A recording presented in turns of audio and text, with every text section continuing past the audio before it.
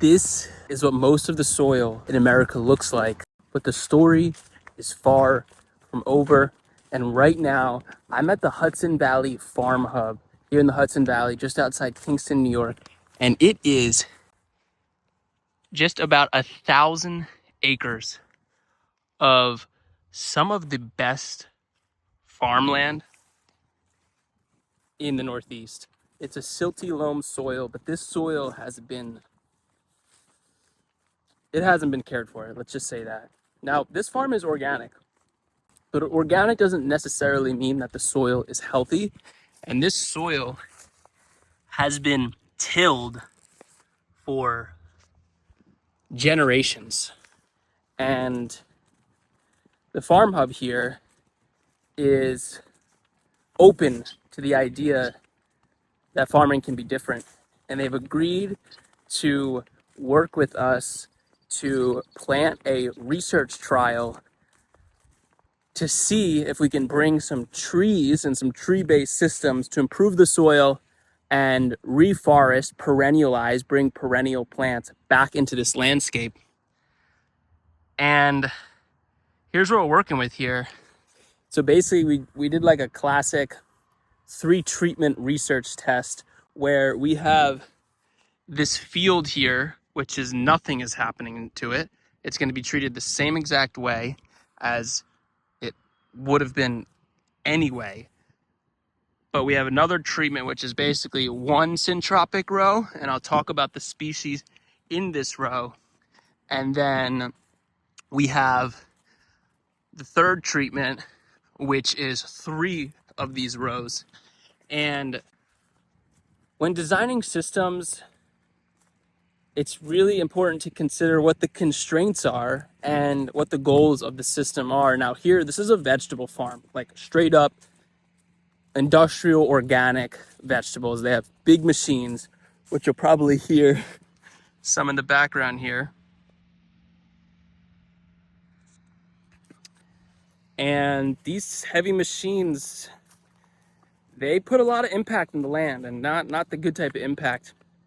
So what they have to do every year when they're going in and planting is they have to till, basically plow up this soil to loosen it up so they can plant that year's crop in it. Right now, they have what's called a cover crop, which is a crop that is supporting the soil health, but not grown to actually produce food for humans. Now, this is a big block, and I don't know if you can see, this is where they drive the machinery, and they can harvest the vegetables here. And then in this row, they drive the machinery and harvest the vegetables here. So the challenge with bringing in a tree-based system, agroforestry, a syntropic agroforestry system, is that they need to bring in harvesters, machines to basically sweep these fields of the vegetables. And you can't do that if there's trees growing up. So that was the inspiration behind the 1-row system. But here, basically, our thought is that 1 row isn't going to be enough to create the habitat for healthier soil, create the habitat for long-term trees to thrive, create the fertility to support the vegetables. So that's why in this 3rd treatment, we have 1, 2, 3 rows. It's the same cover crop right now, which is peas and oats. And this block is going to be treated the same way over the coming years. And we're going to see how much of a difference did the 1 row make versus the 3 rows.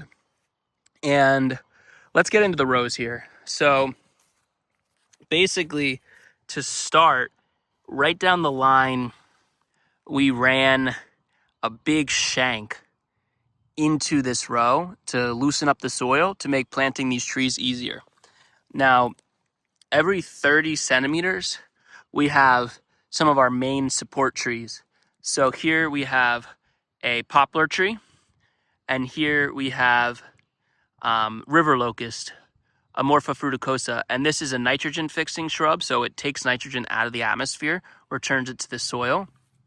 And this is a fast-growing tree, the poplar, that is going to produce a lot of biomass through these leaves. So the idea is, this is not the final spacing of the trees. In every third one of these two support species bunches, we have a seed ball with a bunch of fruit trees, nut trees, shrubs, long-term species, short-term species, and we're going to see what wants to grow here, and that's going to come up. Over time, these trees will grow, and we'll prune them, we'll manage the system and cycle these materials back into the soil. Now, in this 3-line treatment, one section is actually going to be covered with a bunch of mulch. And we're going to simulate basically what it's like to have all this organic material that we're cycling back into the soil. So that's kind of the basic planting here.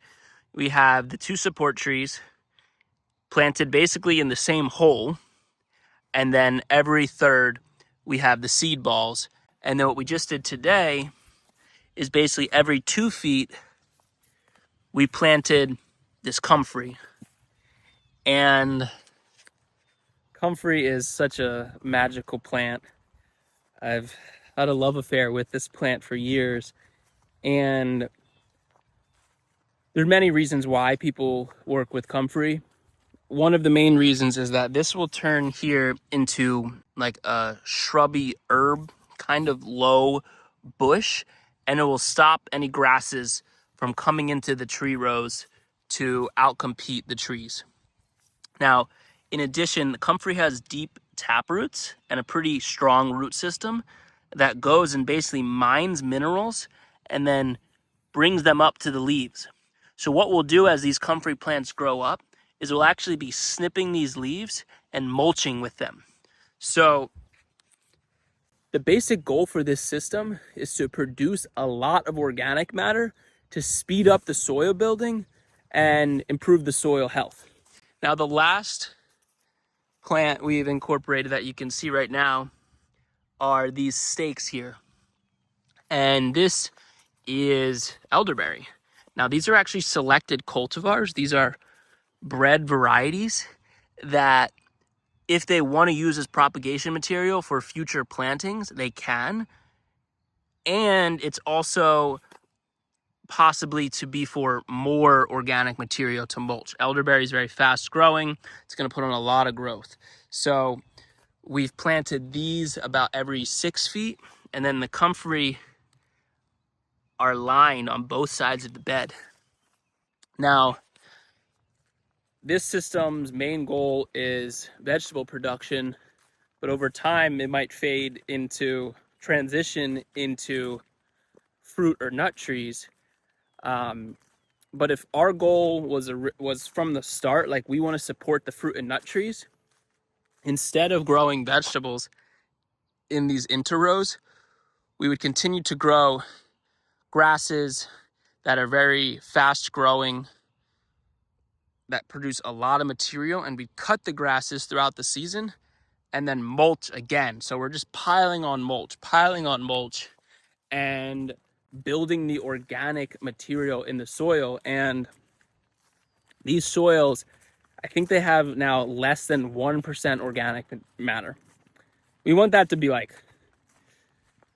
4, 5, 6, 7, 8. Like, we want to build organic matter in the soil. That's ultimately going to support the plant life, the microbial activity, the fungal connections, and that's really important for growing tree-based systems. Now, if you're working in a environment where you need to be removing some brush, this is also really great stuff to incorporate into the system. And you can actually stack these like this, and you want to have it touching the soil as much as possible. And that'll also stop any interfering plants from coming into the rows, and then those break down, and you have sort of different size materials here.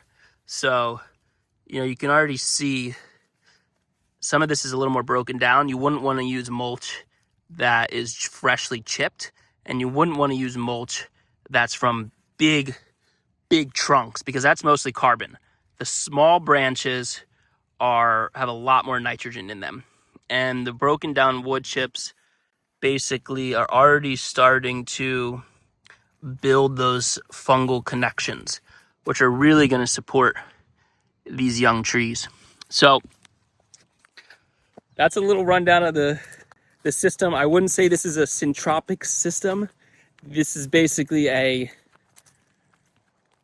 trial row, and then, you know, the treatment there has the 3 rows. So we'll see. I mean, it would be really exciting if in 2, 3, 4 years we come back and we see that this soil is just so rich, so alive, so thick, filled with life, and we can start to transition more of this vast amount of acreage into these beautiful tree-based systems. So I hope that was clear. My goal is to just share live observations from what we're seeing happening, and you know, we're starting to see these systems around the world produce really beautiful soil, really healthy, nutrient-dense food. So we're excited to continue trying to adapt these practices and principles that really came out of Central and South America and were inspired by the milpa farming system here to the Northeast. So hope you're doing well. Hope you're finding some time to rest, cooking yourself a nice meal, sitting under a tree, and spending time with loved ones. I'm sending love to you and your family, your friends, your community, and we'll see you soon. Peace.